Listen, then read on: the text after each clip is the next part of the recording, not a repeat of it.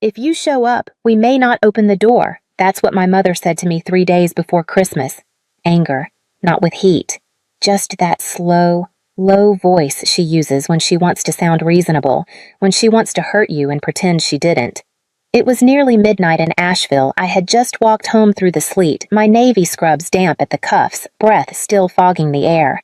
My one-bedroom apartment smelled faintly of pine and peppermint. I had plugged in my little thrift store tree that morning, the same one I'd kept since nursing school, now blinking quietly in the corner.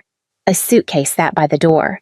Packed days ago, like always, with small thoughtful things I never forgot. The blood orange marmalade Dad liked with his toast, the lavender balm Mom used on her joints.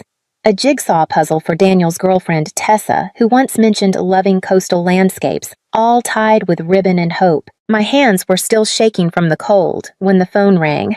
I smiled automatically when Daniel's name lit up. "Hey, big brother," I said, kicking off my shoes. He hesitated. "Elise," he began, already gentle, already too careful. "So, Tessa's coming to Christmas this year." I blinked. "Okay. She's been working on emotional boundaries lately. Energy stuff. And, well, with your job at the hospice, that energy, it's a lot for her sometimes." He cleared his throat. "So we were thinking, maybe this year you could just take a break." My fingers gripped the phone harder. "You understand, right?" He said quickly. "It's nothing personal." I was about to speak when the other line buzzed. "My mother," I answered. Her voice arrived in that warm, clipped tone she uses when she's wrapping poison in cellophane. "Elise, sweetheart," she said, "we just want peace this year. You know how sensitive Tessa is. If you show up, it could create tension. Honestly, if you come to the house, we may not open the door." I stood there in the dark, the blinking lights of the tree reflecting off the window. My body didn't move. My lips didn't part. The words weren't shocking, just final. They weren't angry. They were done. And I understood something then. I had never been invited. I had just never been told not to come. I ended the call, sat down on the edge of my couch, looked at the gifts, each one wrapped with hands that had washed the dying just hours before, each one prepared for people who no longer saw me as someone to include, only someone to avoid. And for the first time, I didn't cry. I didn't shout. I didn't ask why. Instead, I listened to the silence. A silence I had spent years filling for other people. A silence that had never been mine. I reached for the one thing in my apartment that had always obeyed me. My laptop. I didn't open my laptop out of spite. I opened it out of instinct. The screen lit up with the same dull warmth as always, humming gently against the quiet. My hands moved without thinking. First tab banking, second payments, third family folder.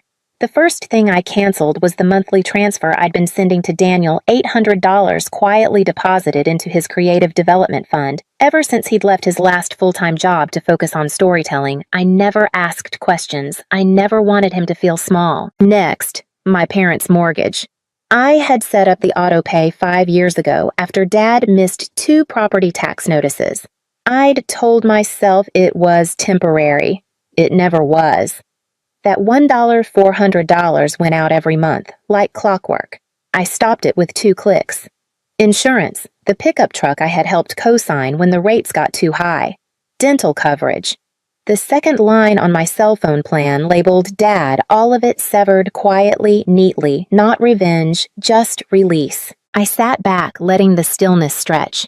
A candle flickered beside me, the wax slumped into the glass like a body too tired to hold shape. I remembered that feeling. I'd lived inside it for years. Growing up, I was always the dependable one, the steady daughter, the emotional sponge. I knew how to make casseroles and keep quiet. I knew how to talk gently to someone unraveling. I knew how to step aside, how to not be too loud, too strange, too anything. Daniel was the wild one, the artist, the golden son with mismatched socks and clever excuses. He crashed his car once and got a second chance speech from Dad. I dropped a glass in the sink and got the silent treatment for a week. When I got into nursing school, Mom said, "That's nice, honey, just don't let it turn you into someone cold." When I graduated top of my class, she sent a text, thumbs up. When Daniel released a 3-episode podcast about dreams, they hosted a listening party with wine and rosemary focaccia. I once found one of my old hospice journals tucked under their recycling bin, half covered in coupon mailers. No one had opened it. No one had asked. Still, I kept showing up. I drove home every Christmas with pies I baked myself. I repaired broken faucets, changed light bulbs, refilled prescriptions, refolded their shame. I never asked to be thanked, but I suppose I did hope quietly to be noticed. But I wasn't the story they told at parties. I was the quiet one, the background one, the one who held the camera so others could be in the photo. And when they asked me not to come this year, not angrily but softly, like a formality, I realized something sharp and heavy. I had never really been invited to that table. I had just kept pulling up my own chair and hoping no one would notice I closed the laptop. Let the room settle around me.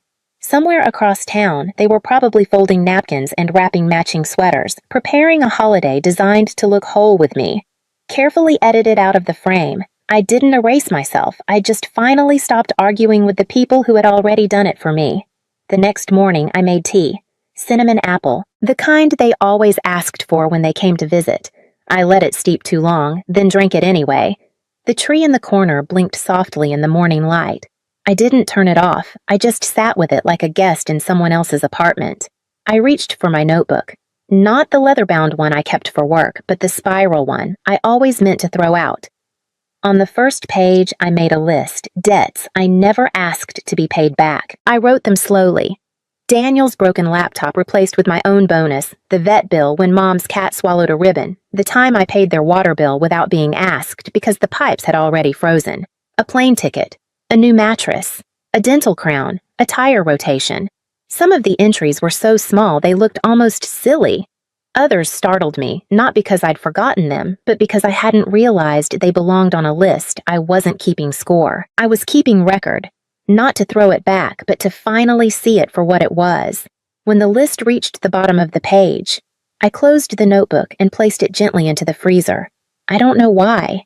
Maybe I wanted to preserve the evidence. Or maybe I just liked the thought of it sitting beside the frozen peas, getting colder and colder, while I finally got warm. That night, I unplugged the Christmas lights, not out of sadness, but because I didn't want them blinking at me like questions I no longer had to answer. The wrapped gifts went into the hall closet. Not hidden, just shelved. I might donate them. I might not. Right now, I just didn't want them watching me. I didn't text anyone. I didn't post online. I didn't write a long message about boundaries or betrayal. That wasn't my language. Instead, I filled out a form to remove my name from the shared cell phone plan. I mailed a check to myself for the exact amount of the canceled auto payments, not to cash, just to hold, just to remind myself I could. Then I made dinner. 2 eggs, spinach toast. I ate it slowly while snow pressed against the window like it was trying to get in. For so long, I'd believed love meant covering the cracks, fixing the leaks, making things feel okay. Now I understood maybe too late that some houses aren't meant to be repaired. Some houses are just meant to be left behind. I wasn't angry. Not exactly, but there was something steady rising inside me. Not fire, not even cold, just clearness. Like finally stepping into a room and realizing the door has always been open. I just kept asking for permission to walk through it. They had chosen comfort over connection, appearances over presence, simplicity over truth. I had played along for years, mistaking tolerance for belonging, but now the performance was over. They would gather without me, share meals, take photos, light candles, tell the same stories. They would forget to mention me or mention me carefully with vague regret and tight smiles. She's doing her own thing, they'd say.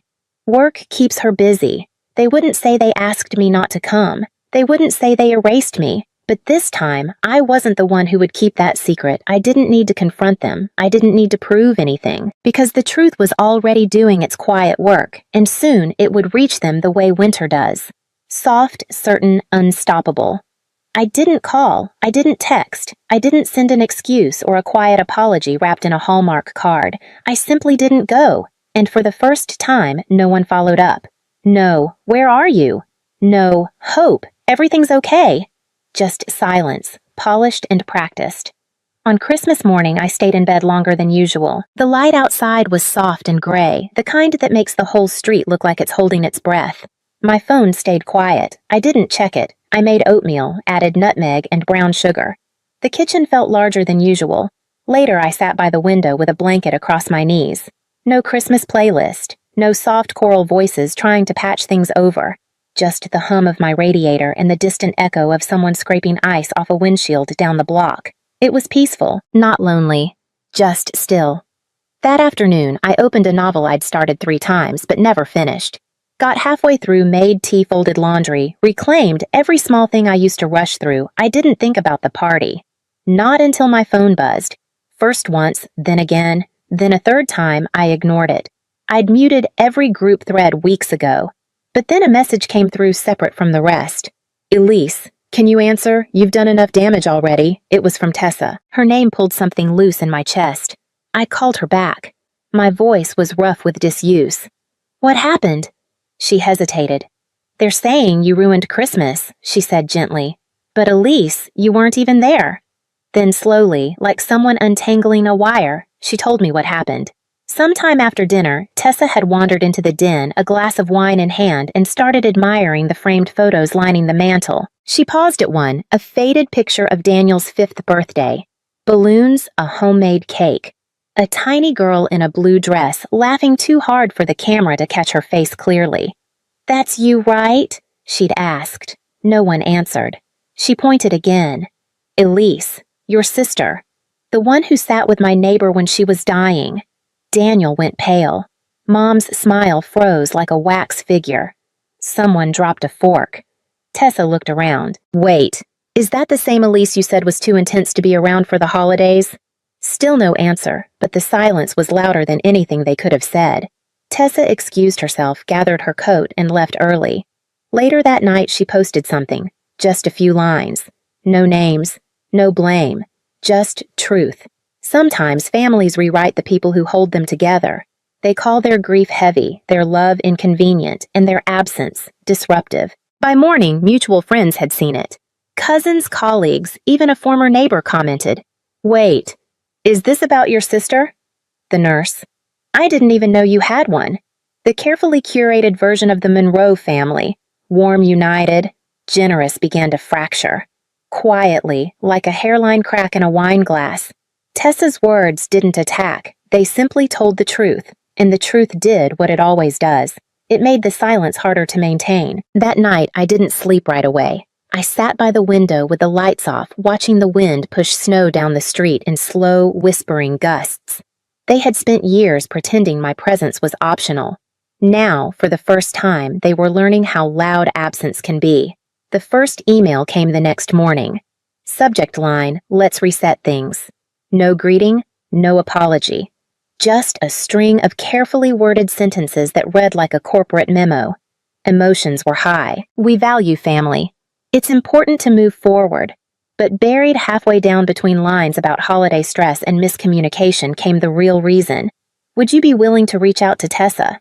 Just to clarify. Things got misrepresented. Not because they missed me, not because they understood, but because Daniel's girlfriend had become unpredictable and they needed the mess cleaned up. I didn't reply. The second message came that evening, from Dad Shorter, less polished. "We heard what Tessa posted. It's affecting people. Your brother's having trouble at work. Can we please keep this within the family?" Keep what exactly? The truth that I existed, that I'd spent a decade wiring money in silence so they could keep pretending I didn't. That night, the doorbell rang. 3 slow chimes. No knock. Just a long, familiar silence hovering on the other side. I didn't move at first, just listened. When I finally stood and looked through the peephole, I wasn't surprised. My parents, Daniel, standing there in their nicest coats looking like a Norman Rockwell painting dipped in unease. Dad held a tin of cookies. Mom clutched her purse like it was a script. Daniel stood with his hands in his pockets, eyes fixed on the floor. I opened the door just an inch, enough for the cold to slip in and sting my skin. "Sweetheart," my mother began, her voice trembling with artificial warmth. "We just want to talk?" I didn't respond. Dad cleared his throat. "We think this has all gotten out of hand. You've made your point." I tilted my head. Daniel finally looked up. "You didn't have to go nuclear." "Elise," I kept my voice low. I didn't say anything. They blinked. I opened the door just wide enough to step forward, not out but closer so they could hear me clearly. You spent years pretending I wasn't part of this family. You made it official this year. Mom opened her mouth. We didn't mean, I raised a hand. Not in anger, just to stop the noise. I'm not here for a scene, I said. I'm not angry. That part was true. I wasn't angry. I was done. I stepped back inside and gave them the only word I had left. No. Then I closed the door. Not a slam, not a statement, just a quiet final boundary. They stood out there for another minute, voices rising then dipping. I didn't listen.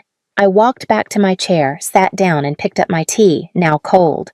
On the table beside me was the note I had written weeks earlier, folded and forgotten. Not a manifesto, not a letter. Just 3 lines I had scribbled to remind myself. You are not invisible. You are not responsible for their comfort. You do not owe them silence. Outside, the porch light flickered once, then steadied. Through the curtain, I watched as they turned and walked back to their car. They hadn't come to make peace. They had come to preserve the lie. But this time, I wasn't part of the cast. They didn't come back the next day. No more emails, no more texts. Just the strange hovering quiet of people recalibrating their narrative. I wasn't angry. I wasn't proud. Mostly, I was tired in that deep, quiet way your body feels after surviving something long and invisible. I started making space in my apartment. Not cleaning, just clearing.